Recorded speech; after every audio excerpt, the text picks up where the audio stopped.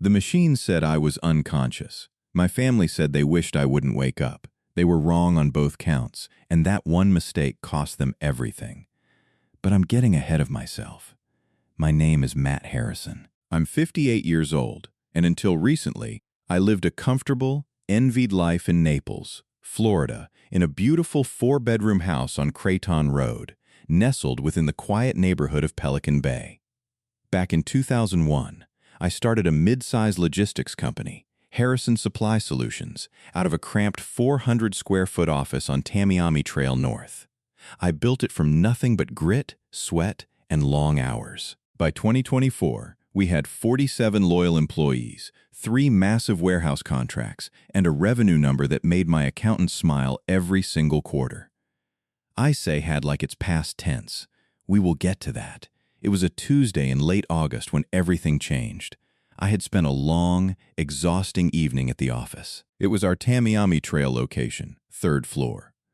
The one with the broken air conditioning that I kept telling my son, Pierce, to get fixed, and he kept neglecting. It was around 9:30 p.m. when I was packing up my briefcase, ready to head home, when my phone rang.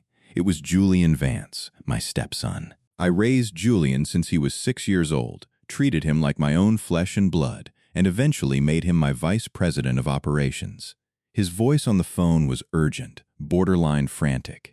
He told me there was a major discrepancy with an incoming late-night shipment from a new client at our North warehouse, a high-stakes delivery that required my personal signature immediately. He insisted I take the route down us 41 to check it out right away before the drivers locked up.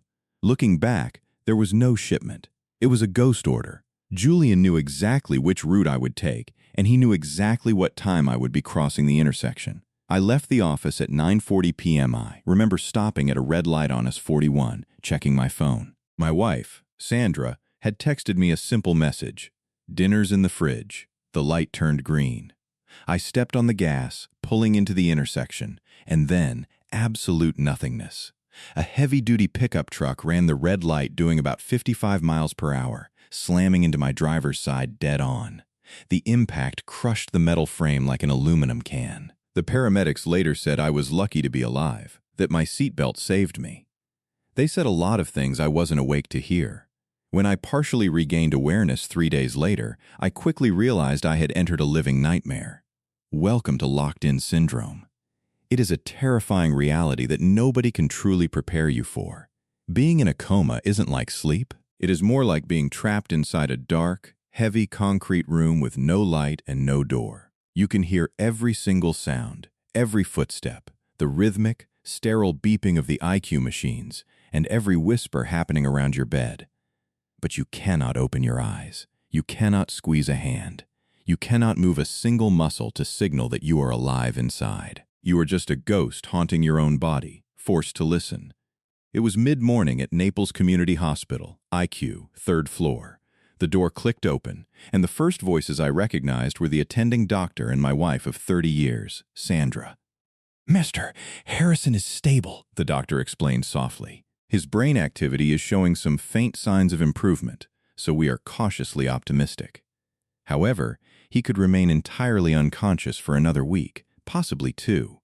We will continue to monitor him closely." Sandra paused, her voice completely devoid of tears as she asked, "And if he doesn't improve?" The doctor replied. "Then we would have to revisit the conversation regarding long-term care options, ventilator support, and resuscitation protocols." That was when Sandra spoke up, her tone as calm and casual as a woman ordering a morning coffee at a drive-thru. She looked the doctor in the eye and said, "He always told us he would absolutely hate being kept alive by machines. If his heart stops, I want to sign whatever order means you don't bring him back. The DNR. Or whatever it's called. He's 58, doctor. He's lived a full life. I felt my entire soul cave in. 58 is a full life? They thought I was sleeping. They thought I was gone. They thought I was a blank slate, a body waiting to be cleared away. They thought I was asleep, but I was listening to the chilling reality of my own betrayal. They thought I was sleeping, but I was listening to my wife sign away my life, as quickly as she signs a receipt for a new designer handbag. The heavy hospital door creaked open again that evening, and the quiet of my IQ room was shattered by the footsteps of the people I shared blood with. All 4 of them were in the room now. I heard the familiar, annoying scrape of plastic chair legs across the linoleum floor, followed by the sharp, metallic snap of someone cracking open a soda can. It was Pierce. Of course it was. Even in the intensive care unit, my 28-year-old son treated the world like his personal executive lounge. My daughter, Chloe, was the first to speak. "He looks exactly the same," she said. Her voice didn't carry the weight of a grieving daughter. It carried the heavy, suffocating sigh of someone who had been profoundly inconvenienced. "He's stable," Sandra replied coldly. "The doctor thinks it could be another week before anything changes," Chloe groaned, a sound that sliced straight through my paralyzed chest. "Another week? Mom? I have so much stuff going on in Miami. I can't keep driving out here to Naples every 2 days. It's exhausting." I lay there, trapped behind my own eyelids, screaming in absolute silence. "Stuff going on? Your father is hooked up to a ventilator, fighting for his breath, and you have stuff going on?" I had funded her entire life. I paid her rent, her tuition, her designer clothes, and her car payments. But to Chloe, my lingering death was just a traffic jam in her busy schedule. Pierce snorted from his chair. "Nobody's asking you to rearrange your life. Chloe, just go back to Miami." But Chloe snapped back. "He was never there for any of my stuff anyway. He was always working, always at some meeting, always closing some stupid logistics deal. So I don't know why we're expected to drop everything for him now." She wasn't entirely wrong about the work. I did work constantly, but I didn't do it for me. I did it to build an empire for them, an empire they were already circling like vultures. Julian, my stepson, finally chimed in, his voice smooth, calculated, and terrifyingly measured. Matt made it clear he didn't want to be a burden to the family. "I think we need to respect his wishes." "Exactly," Pierce agreed quickly, his tone dropping to an eager whisper. "Besides, once the estate clears, the family trust starts paying out immediately." I checked the financial folder in his private study last year. I know exactly what my share is. I'm 28, man. I've been waiting a long time for my life to actually start. My own son.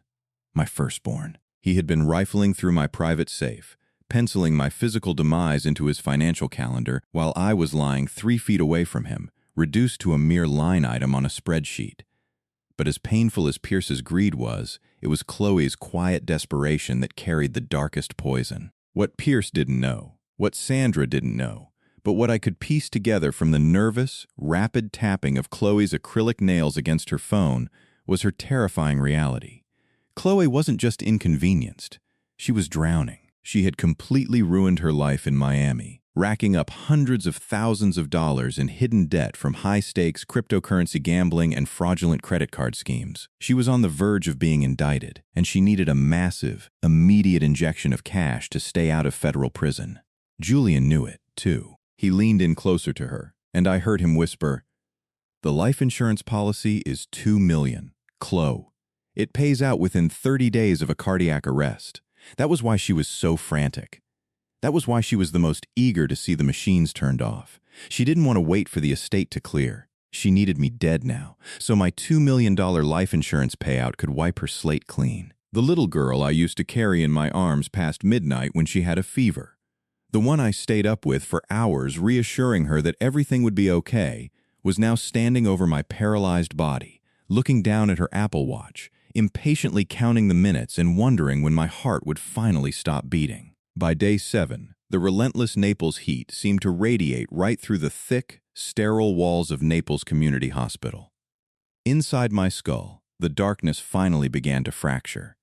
With a surge of sheer, agonizing willpower, I forced my eyelids to snap open. The sudden influx of harsh fluorescent light blinded me for a second, and the nearby nurse let out a sharp gasp, nearly dropping her clipboard before rushing out to call the attending physician.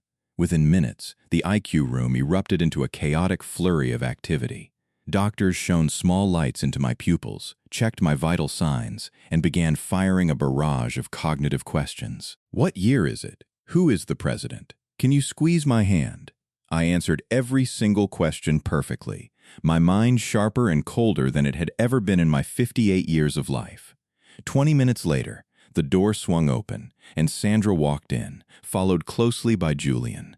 When Sandra's eyes met mine, her face twisted into a complex, horrifying masterpiece of psychological conflict. There was an initial flicker of instinctual relief, but beneath that thin veneer, a wave of pure, unadulterated panic washed over her features. Her skin turned a ghastly shade of pale, and Julian's jaw physically dropped, his knuckles turning white as he gripped the strap of his briefcase. They looked like two ghosts staring at a man who had crawled his way back from the grave to claim a debt.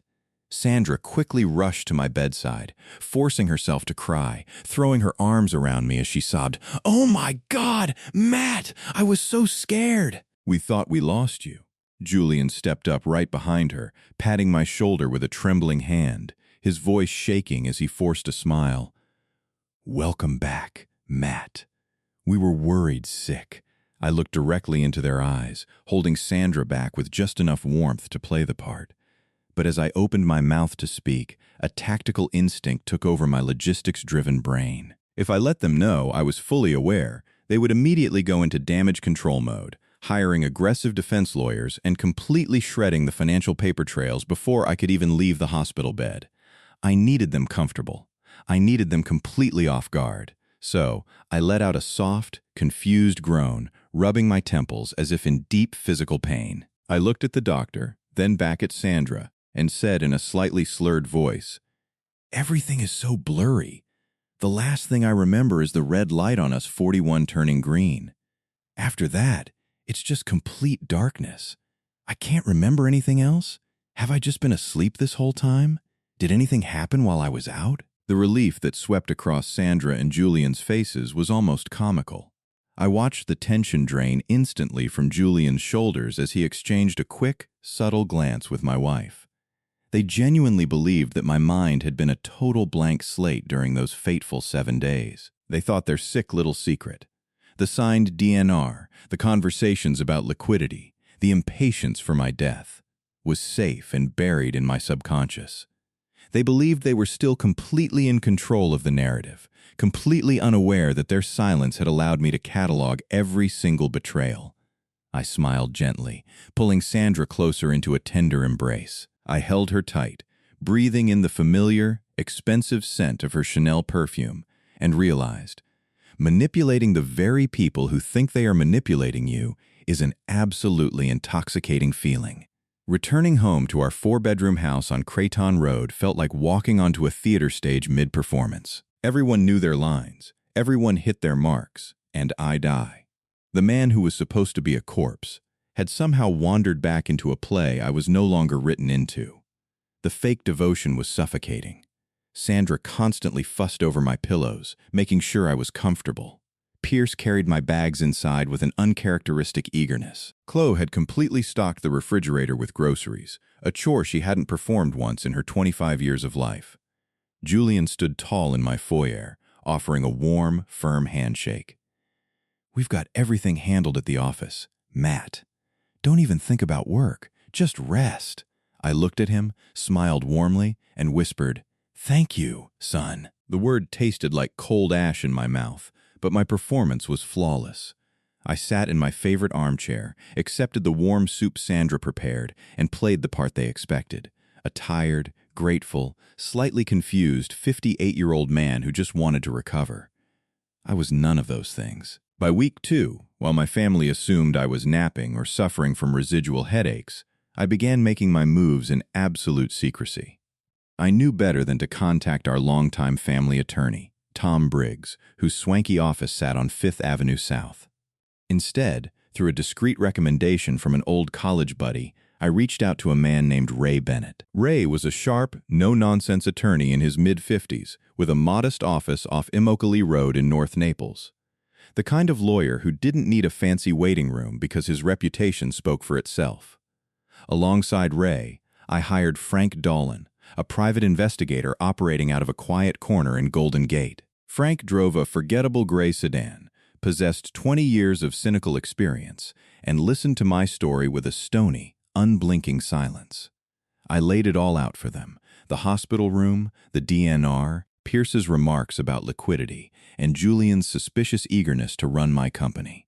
I sat across from Ray Bennett in his dimly lit office, expecting a standard legal consultation. But what Ray revealed next was the first devastating blow of my investigation. He slid a thin financial ledger across the desk and looked me dead in the eye.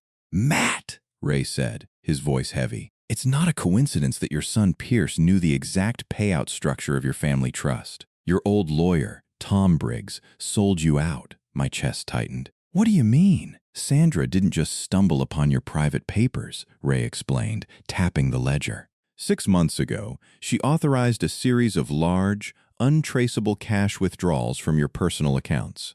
Our digging shows those funds were funneled directly into an offshore account tied to Tom Briggs' wife. In exchange, Briggs gave Sandra a complete, certified copy of your estate planning, your private safe combinations, and your corporate distribution logs. He handed her the roadmap to your demise.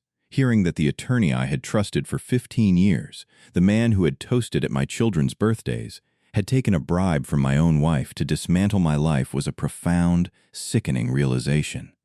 It was a calculated betrayal that ran far deeper than simple opportunism. I gripped the edges of the desk, forcing my breathing to remain perfectly steady, refusing to let the rage consume me. I nodded slowly at Ray and said, "Then we proceed in the dark. When you come close to dying, you expect your enemies to look like monsters or reckless drivers out on the asphalt. But that's the ultimate illusion. When you're near death, you finally learn that the real enemies aren't waiting out in the blinding dust of the highway. They are sitting right there in your own living room, smiling warmly and offering you a bowl of soup." By week 3 of my supposed recovery, the illusion of my peaceful home life began to rot from the inside out. Ray Bennett called me on a Thursday morning while Sandra was safely out at her morning gym session. "Matt," his voice came through the receiver, uncharacteristically tense. "I need you to come into the office, and I need you to be sitting down when I show you this." I drove myself for the first time since the accident, taking the familiar route down Creighton Road to US 41, my hands gripping the steering wheel a little tighter than usual. When I walked into Ray's office off Immokalee Road, he didn't greet me with his usual professional pleasantries. Instead, he simply gestured toward a manila folder on his desk that had grown to the thickness of a small novel. "Your golden boy, your vice president of operations," Ray began, sliding the heavy file toward me, "has been systematically bleeding Harrison Supply Solutions dry for approximately 3 years. I opened the folder, and the numbers staring back at me felt like a physical blow to the solar plexus. The grand total was $500,000. $500,000, carefully and meticulously siphoned through a complex web of inflated vendor invoices, ghost expense accounts, and rapid wire transfers. Every single dime had been routed through a shell company Julian had registered in Delaware under the name Coopera Logistics LC. "He's your stepson, right?" Ray asked, his eyes narrow. "Yes," I replied, my voice dangerously quiet. "I raised him since he was 6. But as I flipped through the bank statements, the knife twisted deeper. Julian hadn't executed this massive fraud alone. Standing out on 11 of the largest fraudulent transactions, in bold, unmistakable ink, was the signature of Sandra Harrison. She possessed full signing authority on our corporate accounts, and these specific $500,000 transfers could never have cleared the bank without her explicit, written approval. My wife of 30 years hadn't just stood by my hospital bed praying for my heart to stop. She had been actively helping her biological son rob the very foundation of our livelihood while I was working late nights to provide for them. Yet, the true depth of Julian's malice was uncovered in the next section of Ray's report. This wasn't just a case of a greedy stepson stealing money to fund an extravagant lifestyle or buy luxury cars. The financial trail revealed that Coopera Logistics LC was aggressively accumulating capital for a specific, hostile purpose. Julian was using my stolen $500,000 to quietly negotiate the buyout of a struggling, mid-sized logistics competitor based right out of Fort Myers. His ultimate goal was to acquire their existing infrastructure and client contracts, establish a rival network, and systematically undercut Harrison Supply Solutions. He wasn't just preparing for my death. He was actively positioning himself to push me out, to ruthlessly crowd me out of the local market and ruin my business while I was still alive and breathing. I closed the folder, the heavy paper making a sharp slap in the quiet room. I didn't cry. I didn't shake. I just felt a cold, permanent iron door slam shut inside my chest. He took my hard-earned money to buy the very weapons he intended to use to shoot me in my own back. But the arrogant kid made one fatal mistake in his grand logistics strategy. He completely forgot that I was the one who taught him how to shoot. 2 days later, Frank Dolan called me from his unmarked sedan parked somewhere in Golden Gate. Matt, his voice was gravelly, filtered through 20 years of dealing with the worst human nature Naples had to offer. The deeper we dig into Julian's paperwork, the more radioactive this gets. You need to look at what he filed at the county clerk's office while you were hooked up to that ventilator. I met Frank at a secluded parking lot off Pine Ridge Road, where he handed me a fresh stack of documents. It was a certified copy of a statutory power of attorney bearing my signature at the bottom, except I had never signed it. The document was a masterpiece of cold-blooded opportunism. Prepared months before my accident by Julian, it bore Sandra's genuine signature as a witness and a terrifyingly accurate forgery of my own.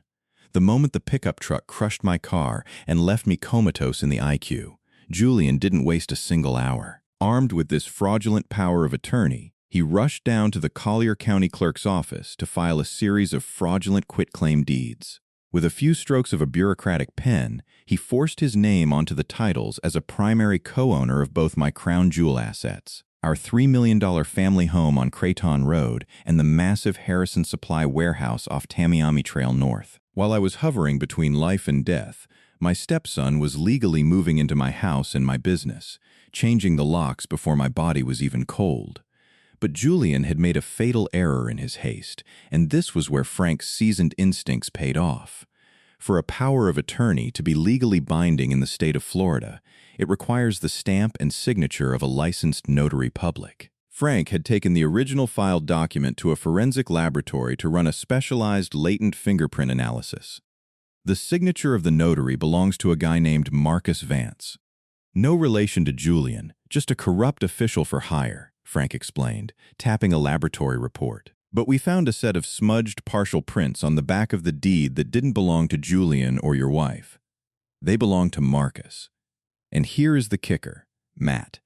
Marcus didn't do this for a standard notary fee. Frank slid a corporate vehicle registration log across the console.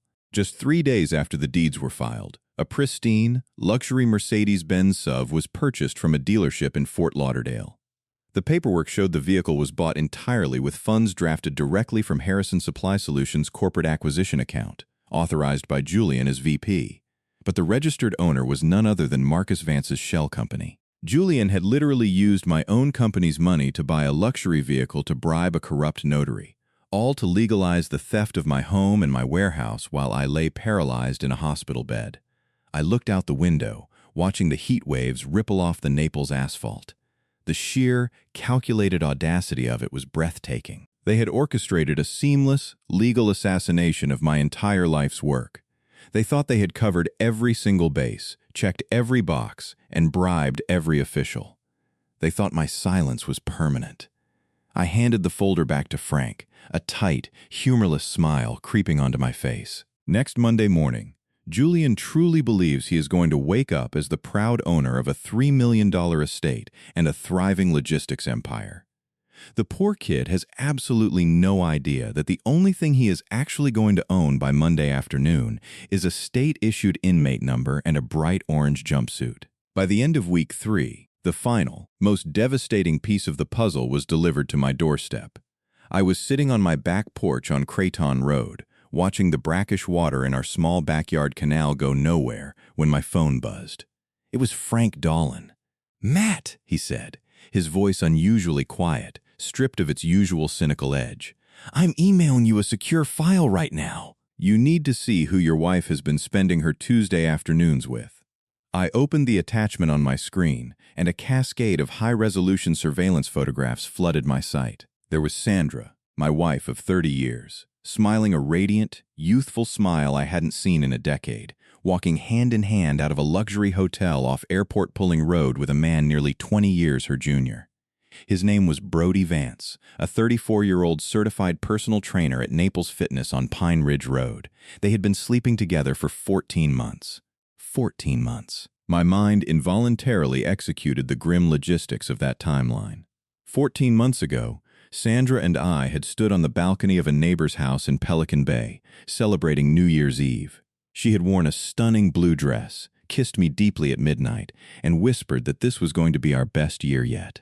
2 weeks later, she signed up for private training sessions with Brody Vance. I sat completely frozen in my armchair, staring at the screen.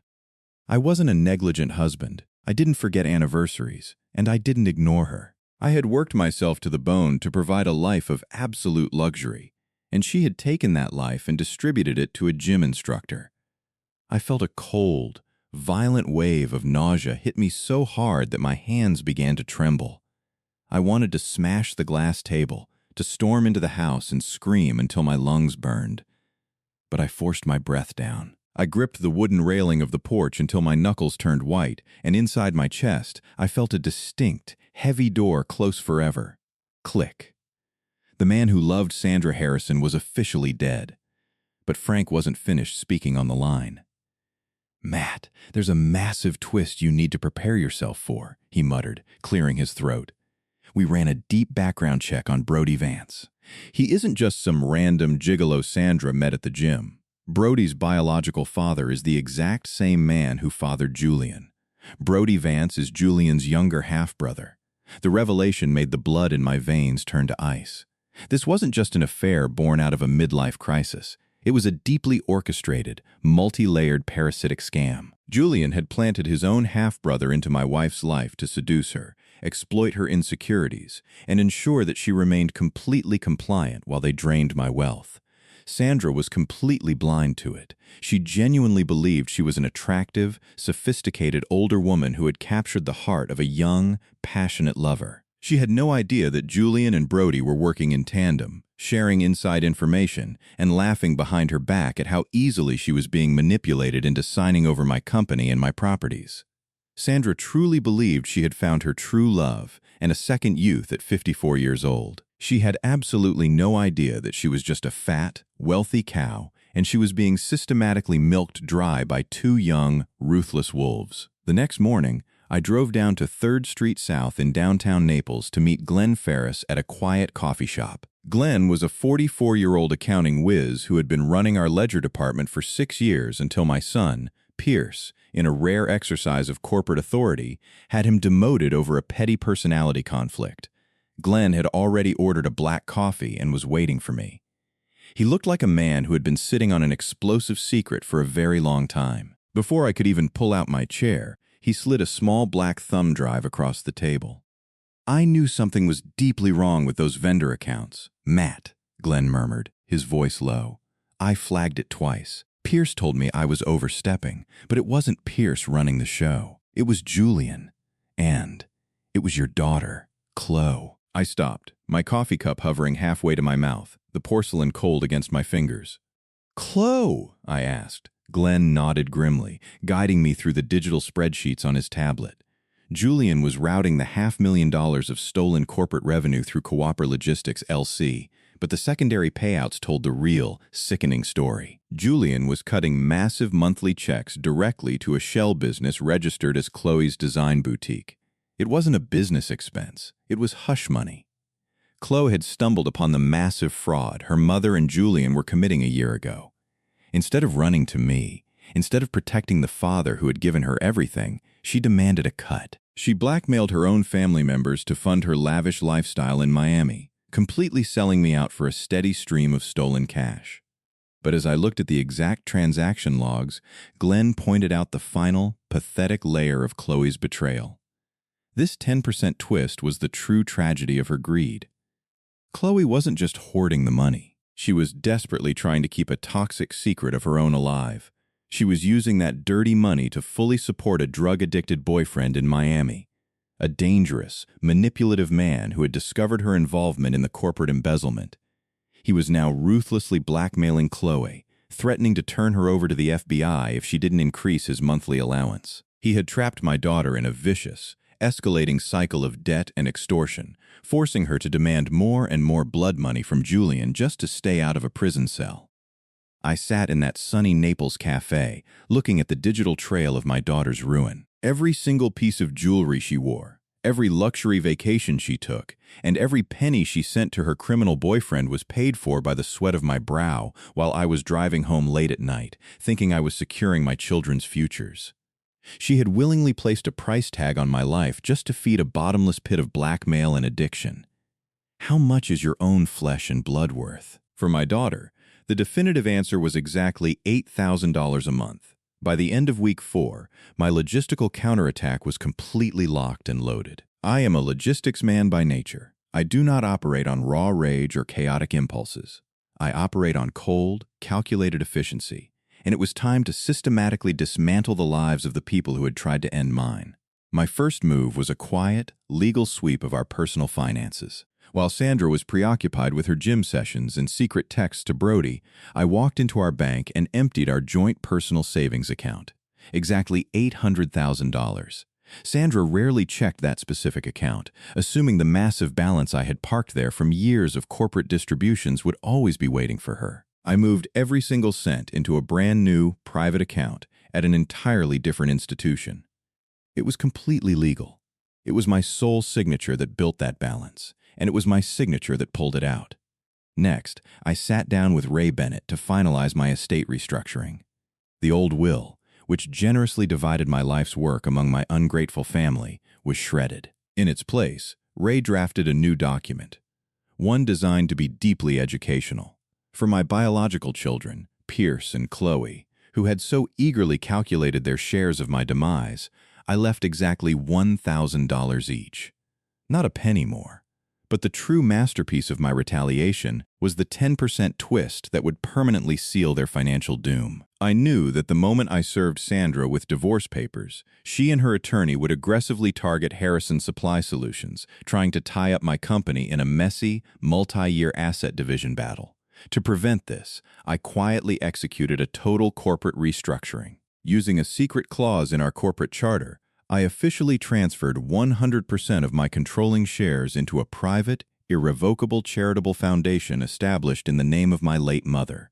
By converting the company's equity into an uncompromisable charitable trust, Harrison Supply Solutions instantly ceased to be a marital asset.